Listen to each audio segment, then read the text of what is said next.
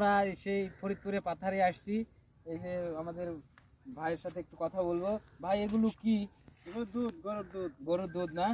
এগুলো আপনি কোথা থেকে নিয়ে আসলেন? এই যেন গরু মাঠে ওই যে গরু খাচ্ছে ঘাস এই খাচ্ছে। যে আপনার এই মাঠে এগুলো গরু কি হ্যাঁ, এই আপনার? গরু আমার, এই সব কটা আমার। এগুলো সব গরু আর আপনার? এই সামনে যে কটা আছে, এই আপনার সব গাভী কটা। আছে কয়টা? আমার এই ঘোড়া গাড়ি আছে একটা। ঘোড়ার গাড়ি একটা, আর জি। হলো গরুর গাভী আছে কয়টা? গাভী গরুর গাভী আছে হইলে আমার 10টা। 10টা। 10টা থেকে আপনার পার পিস কত করে দুধ হয় মানে আসে?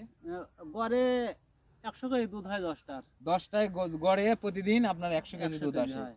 এগুলো কি শুধুমাত্র ওরা কি এই পাথারে খালি ঘাসই খায় না অন্য কিছু খান?